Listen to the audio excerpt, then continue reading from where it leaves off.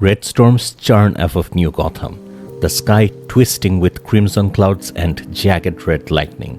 High above the city, a blimp searches the darkness while unseen voices argue. One reports to Krang that one of them escaped. Krang snarls back, furious at the incompetence, demanding to know if pursuit is underway. His underling admits the trail is uncertain. Krang declares there is only one place the fugitive could have gone, and commands him to follow. It's time to see the results of their work. Across the city, Batman stands atop a bridge, speaking through comms. He senses a storm coming, one he insists is unnatural. A voice checks on him, asks if he is in the right state of mind. Batman admits he left early because he had the dream again, a young man with dark hair. It doesn't matter now. He got a ping from the Natural History Museum. It's him. The voice on the comms worries. Batman cuts him off. He wants the family to rendezvous at the museum. Gliding across Gotham's rooftops in a new suit, he mutters that they can't let the Smile Clan slip away again. Lightning strikes in an alley, startling a homeless man. A dark figure steps from the blast and casually asks to borrow the man's trench coat. When the man stammers in disbelief, the stranger acknowledges it. He's not from here, and he has to move fast. Inside the Natural History Museum, Harley Quinn in a new outfit with her hyenas fire wildly as she orders the civilians to hit the floor. She confronts the mayor, mocking her for relocating an extra-dimensional meteorite without protection. This city belongs to the Smile Clan now. Behind her stand Clayface and Killer Croc, dressed like Rocksteady and Bebop, and also Deadshot in a new uniform. Harley wants them to brain anyone who moves. Clayface readily agrees. Croc teases Clayface for brown-nosing and claims Clayface was only brought along for crowd control. Clayface retorts he once played a jewel thief in a movie and studied great heists. Croc proudly counters he once ate a lady's hand and pooped diamonds, and got to keep them too. Deadshot threatens them both if they don't stop. Their boss is almost there. Above them, Commissioner Gordon whispers into a radio, giving the order to take the shot. They only get one chance at the Laughing Man, but no one responds. As he calls again, a figure with a katana and purple clothing appears behind him, then kicks him off the balcony while laughing madly. The attacker lands beside Gordon. It's Joker, dressed in a Shredder-style armor. He mocks Gordon warmly, calling the whole thing precious. He brags he didn't have to kill Gordon's men. He simply offered them a place in his clan. The Smile Clan is the only order left. Gordon should have known better. A loud hiss echoes through the museum. Harley calls out nervously. Joker assures her, "Keep smiling so he can see it." Batman drops from above, accusing Joker. Joker narrowly dodges the strike and greets him enthusiastically, showing off the meteorite. It comes from another dimension and holds unimaginable power. And he plans to start by smashing Batman's skull. From the shadows, Raphael emerges, dressed like Red Hood, telling Joker that's not happening. Croc realizes Batman didn't come alone. Raphael immediately takes down Croc while joking. Clayface charges him, vowing revenge, only for Donatello, wearing a purple cape, to warn him he's standing on a molecular destabilizer. Clayface steps forward and is hit with surging electricity that destabilizes his form. Donnie smirks. He warned him. Harley tells her highness to gobble the fat turtles up. Michelangelo drops in dressed like Damian Wayne and kicks Harley in the face. The highness lick him affectionately. He says the babies love him. Raph says they're smelling pepperoni. Mikey calls pizza the eternal path to peace. Deadshot above threatens to shoot them all with one bullet. From above him, Leonardo, dressed like Nightwing, drops and knocks him out instantly. As ninjas swarm in, Donnie complains they now have a full army. Mikey suggests they'll surrender if they smell pepperoni. Leo doubts it. Batman lands a kick on Joker, declaring it over.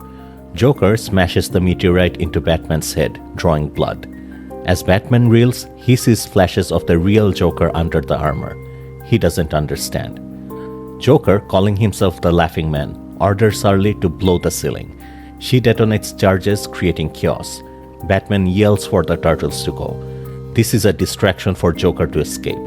He tries to pursue, but Mikey stops him. He is hurt. Leo pops a smoke bomb and they retreat safely. Outside, Commissioner Gordon survives with the help of a young officer. Gordon confirms the stone is gone. The officer introduces himself, Officer Jones, Casey Jones. Gordon is impressed Jones refused Joker's offer. He mutters about ninjas, monsters, and costumes, asks if the world feels wrong. Jones admits it does. A trench-coated figure overhears and agrees. At Wayne Enterprises, a janitor questions an employee hauling stacks of pizza boxes to the trash chute. The employee explains teenagers prank call a pizza shop nearby, and Lucius Fox keeps paying for it, and the boxes go down the chute. The janitor calls it a waste. The employee shrugs. Rich people, right? He dumps them in one by one. Below Wayne Enterprises, in a fusion of the Batcave and the Turtle Lair, Michelangelo collects the delivered pizzas. Donnie asks for one with mushrooms. Mikey respects all preferences. Raph asks who will tell Bruce dinner's ready. Leo says to let him rest. Raph mutters about Bruce's rough dreams. Donnie brings up the Wizard of Oz incident. Bruce meditates alone. Splinter, dressed like Alfred, approaches. Bruce reveals dreams of fighting alongside a dark-haired youth and seeing flashes during the museum fight.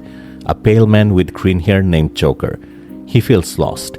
The visions feel more real than their current world. Splinter comforts him, recounting raising Bruce after his parents' death in the sewer. He made this a home. The turtles gather. Splinter says they trained to protect the city so no child would ever be orphaned again. Leonardo encourages Bruce to relax. He's too wound up to defeat the Smile Clan. Bruce tries to accept the advice. Maybe he just needs sleep. A voice cuts in, correcting him sharply. Everyone shifts into battle stance. The voice insists everything is wrong. This world's pieces were rearranged to weaken them. The intruder steps forward. Raphael in his original costume, but in black and white. He tells them it's up to them to fix this, and things are only going to get weirder. Up in a tower, a Krang soldier confirms Raphael is now on New Earth Prime. They're bringing the Ultra Technodrome into orbit. Krang, sitting inside the torso of a giant Bane-like robot, declares it is time for the multiverse to learn his rule. The black and white Raphael stands firm, telling everyone to listen. Batman refuses. This intruder broke into their home and will pay for it. The monochrome Raphael is delighted. He needed a warm-up after all the dimensional jumping. The room erupts into a full brawl. Michelangelo stares at the newcomer in confusion. It looks like Raph, but Xeroxed, naked, wrong. Donatello warns that regardless of what he's wearing, they cannot let him escape. Splinter calmly observes he isn't trying to. He's playing with them. That's confirmed when the monochrome Raphael kicks normal Raph across the face, complementing Splinter's sharpness across universes. Normal Raph sputters, shocked. The older Raphael tells him not to sweat it. He's been doing this way longer. Raphael hits Michelangelo next, criticizing the entire group. They should be wiping the floor with him, but they're pathetic. Batman locks into close quarters combat and demands answers. The black and white Raphael admits he hadn't clarified anything yet. He declares he isn't an imposter. He isn't running. He is the original Raphael, Raphael number 1. They don't know who they're supposed to be. He's here to give them a history lesson. His story unfolds in stark black and white. He narrates how it began with a rat running through the New York garbage, once a pet of the clan's greatest ninja until his master was murdered. The rat sought justice but lacked power. Until that night, a truck of radioactive waste swerved to avoid hitting a child, launching canisters that shattered a terrarium holding 4 turtles. They fell into the sewers, bathed in glowing ooze. The rat stayed with them. They all grew rapidly. They gained speech, grew upright, and developed intelligence. The rat's mind sharpened too. His memories of Hamato Yoshi's training awakened fully. He taught the turtles everything: philosophy, martial arts, honor, purpose. They became ninja, heroes, seeking justice for Hamato Yoshi's murder. They were the Teenage Mutant Ninja Turtles, and they were freaking awesome. Batman rejects it immediately. He remembers buying turtles with his father, the alley, the death, Splinter raising all of them. Splinter made them a family. The black and white Raph says That isn't Batman's story, but he'll get there. He tosses Donnie a strange device and tells him to plug it in. Donnie catches it, bewildered. It isn't human tech. How is he supposed to connect it? Raphael reminds him he's always been the one who does machines. Donnie admits he sounds like their Raph. Normal Raph hates it. Leonardo says he hates it because it feels true. Something deep inside told all of them that. The monochrome flashback resumes. He'd had a fight with Leo and was blowing off steam. The purple dragons were tearing into food plant turf, hurting civilians. He jumped in to make them feel what they were dishing out. He didn't notice the sky turning red at first. Lightning dripped across clouds rather than striking the ground. It was unnatural, terrifying. Then the impossible appeared, a spaceship the size of the city, wrapped in red lightning. He had been to other planets. Nothing was like this. Krang's forces surrounded him. Everything went black. Back in the present, the monochrome Raphael impatiently checks on Donnie's progress. Donnie warns he could black out the city, but Raphael tells him to turn it on. The projector activates. A massive tower appears as a purple hologram. He recorded everything. The hologram shows the black and white turtles tied to the tower. One swears he will smash the robot. Donnie checks on Raph.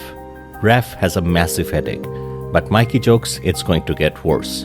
Krang appears in the recording, triumphant. He finally found them, the progenitors of all other turtle universes. Michelangelo misinterprets progenitors as an insult. Raph dismisses Mikey's misunderstanding. Donnie identifies Krang as an Atrom. Leonardo states they've fought his kind before. Krang continues, they have never faced him. He has no counterpart in the original world. Every turtle multiverse echoes from theirs. Since they survived him in the progenitor world, that explains his failure across all others. Normal Raph asks Donnie if that explains anything. Donnie is utterly lost. Back in the hologram, Krang explains that their Earth is the first. Actions here ripple across countless variations. Defeating them here would let him dominate his original reality. But he's even more ambitious. He wants 2 progenitor universes, 2 multiverses merged. He turns dramatically. And strapped to the tower beside the turtles is Batman. Batman swears he'll stop Krang. In the present, Batman watches the hologram, stunned that it's another version of himself. The monochrome Raphael reminds him he promised to explain. In the recording, Krang gloats. With 2 progenitor worlds, he will design a multiverse where his victory is predetermined. He thanks the Anti-Monitor for the tools and orders activation of the Crisis Tower. Red lightning engulfs Batman and the turtles. Leo screams he can't take it. Batman tells him they must. He has a partner, a Robin, a Gotham to protect. He breaks free Houdini style, frees the turtles, and they run. Raph asks how he escaped. Batman explains the callous pig trick. Donnie points out he's wearing gloves. Batman urges speed. Krang's robot armies devastated his world. He stole a dimensional device from the Atroms. They need to jump into the new multiverse Krang is forcing together and break it open from within. Krang's soldiers attack. Batman orders the turtles to run. Whole worlds depend on it. Leonardo insists there are too many, they'll kill him. Batman says multiverses will fall if Krang succeeds. Leonardo orders Donnie to take the device. Donnie begins locking onto the combined multiverse until a soldier smashes him. The cube rolls to Raphael. Leo shouts it's up to him. Batman tells him to run. Raph grabs it, prays it doesn't kill him, crosses an energy barrier, and vanishes in a storm of red lightning. In the present, the monochrome Raphael explains the hard truth. His brothers never fought Krang before. These turtles did. He has hunted 2 multiverses seeking them. Krang combined worlds and histories to weaken them. Their identities are blurred, their true selves suppressed. Batman asks how they can pull this off. Leo says they're being asked to save the multiverse itself. Raphael shrugs. He's not the smart one. He hits things. But he's learned how things are meant to be. They must restore this world quickly. Krang already knows he's here. And Krang will go after someone next. On a rooftop, the laughing man senses a disturbance. A voice taunts him. noting the wrongness threatening his empire. He demands to know who is speaking. A massive blue hologram of Krang materializes behind him. Krang promises to give him everything he needs to win. Years ago in New Gotham City, two shady men were loading a vial of illegal chemicals into a truck. One of them questioned what the junk even was. The other warned him not to ask. They shouldn't even be near the city with this stuff. Freddy just wanted to get it over with. A trench-coated figure stepped out of the shadows, gun drawn. Freddy asked who he was. The man introduced himself as Chill, declared this was a stick-up, and fired 2 shots. Moments later, outside the Monarch Theater, Bruce Wayne and his parents walked past, unaware. Martha scolded Thomas for encouraging Bruce's whims. Bruce stood at a street stall, buying a bowl with 4 turtles. Thomas teased Martha. Bruce loved the creatures. Bruce said he liked smelly things, and Martha said then he could clean their tank. She hugged him and told him pets need good names. Bruce confidently named them: Raphael, Donatello, Michelangelo, and Leonardo. Thomas joked about Bruce paying attention in school. Martha still doubted late-night theater trips. Thomas defended the Monarch. He had gone there since childhood.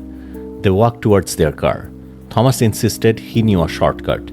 Martha protested this neighborhood wasn't safe. He reassured her everything would be fine. He told Bruce to keep his eyes on the path. Then, headlights blasted through the alley. A truck came speeding towards them, horn blaring. Thomas shoved Bruce out of the way with desperate strength. Bruce fell hard, dropping the ball of turtles. The truck slammed directly into Thomas and Martha. As the turtles rolled into a nearby manhole, Bruce tried to rise, muttering that he dropped his turtles. Then he saw his parents' broken bodies. No, this can't be happening. He backed away in horror. This isn't real. Please. He slipped and fell backward into the same manhole. Below, a lone rat watched the tragedy with sorrowful eyes. In the present, Bruce sat alone in the lair, haunted. Splinter approached gently, acknowledging how good Bruce had gotten at hiding, but reminding him he is still Splinter's son and pupil. Bruce struggled to reconcile what he remembered: the alley, the truck, the sound, with what the black and white Raphael claimed was a manufactured illusion meant to weaken them. The others were beginning to recall another history. Bruce begged Splinter to say he remembered their life. Splinter admitted he remembered finding the boys in the sewer, but another history was awakening too. He urged Bruce to seek answers himself. Bruce asked how. Splinter embraced him. In a world where he had no brothers to share grief, where would he have gone? Who would he have become? Bruce understood. He rose, preparing to leave.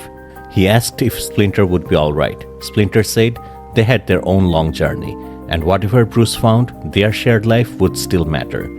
But when Splinter looked up again, Bruce was already gone. Splinter descended to the others, muttering he never should have taught Bruce that disappearing trick.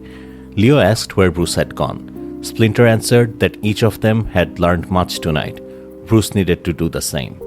The black and white Raphael insisted Bruce wasn't their brother. He was Batman, and they needed him sharp if they were going to win. But he didn't like being a man down.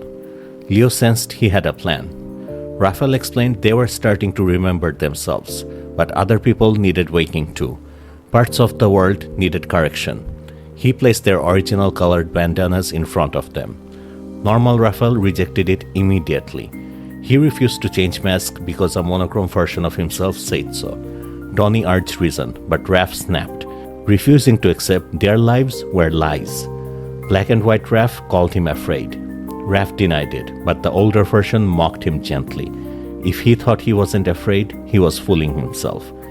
Leo told Raph they all felt it, all knew it was true. Michelangelo, playing a handheld game, wondered if his true self remembered how to win Pony Racer's Colosseum arena. Donnie tells him to focus. Mikey argues focusing would give him a multiversal headache and ruin his nunchuck game. That was strategy. Leo brought everyone back on track. Who did they need to wake up next? The monochrome Raphael answered, April. In a hybrid vehicle, half Batmobile, half turtle van, Batman barreled down a road, smashed through the Wayne Manor gates, and parked before the mansion. Removing his mask, he observed it was smaller than he remembered. Still big, but not his. Inside, he admitted grimly, this wasn't his home, his story, or his world. Downtown, security officer Sarah greeted April O'Neil as she showed her badge. April joked that Dr. Stockman nearly remembered her name today, Progress. Sarah invited her out for drinks at Henry's bar, but April said lab work never ended. Pizza at home would be her night. Walking through an alley, she fiddled with her phone, trying to get an app to work. She froze when she noticed something ahead. Blocking the path to the subway were the Laughing Man and the Smile Clan soldiers. Joker addressed her formally.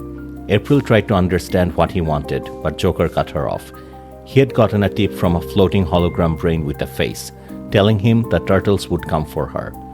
April dropped into a fighting stance. She said no one else was here. A voice from above corrected her. They were here. Black and White Raphael and the others descended. Take him down, boys, he ordered. Donnie landed beside April, urging her to come with him. April backed away, panicked, saying she didn't know who or what they were. Donnie grabbed her arm, and they were both hit with a wave of memories. April blinked hard. Donnie? Donnie stared back, stunned. Oh, wow. Back at the Wayne Manor, Batman stands in the downstairs hall of the manor. Suddenly, a bearded man with a shotgun appears. Who's there? This is private property. You can't... He suddenly freezes, eyes widening as memory hits him. His grip loosens on the gun. Master Bruce? After all these years? Bruce remembers it too. Alfred rushes forward, dropping the gun, and hugs Bruce tightly. As they embrace, both are struck with flashbacks of their true history. Batman remembers his parents being murdered in Crime Alley.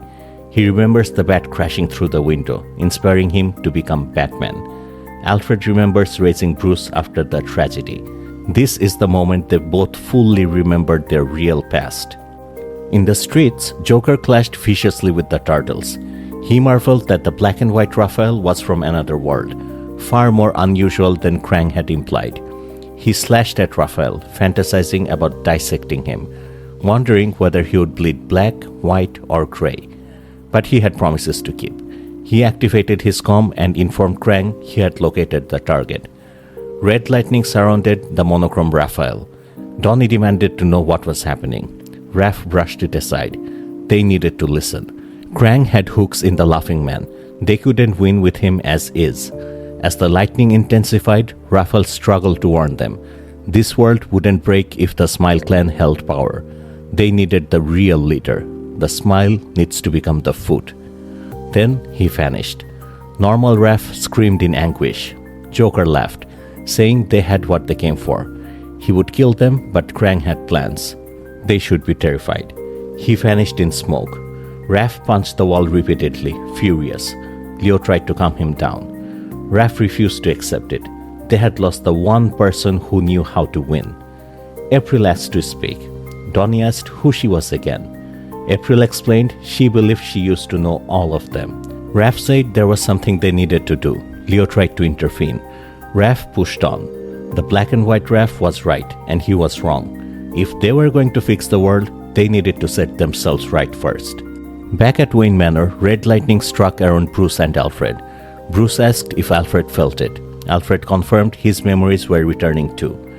Bruce put his mask back on, realizing they were trapped in a fabricated universe. They needed to know how long they had been out, and then break their world open again. Alfred agreed the world was wrong, joking the only other thing they could do besides fix reality was shave. As they opened the Batcave entrance, Batman said they would do what they always did. They would fight. In a small apartment, Oroku Saki practiced martial arts. The turtles break in, and Leonardo addresses him formally, explaining that in another reality he was Shredder, their greatest enemy and leader of the Foot Clan. Oroku Saki asked what they wanted. Leonardo answered simply, your help. And that's it. If you enjoyed the video, please like and subscribe, and comment your favorite moment down below. I'll see you next time on Superhero Explained.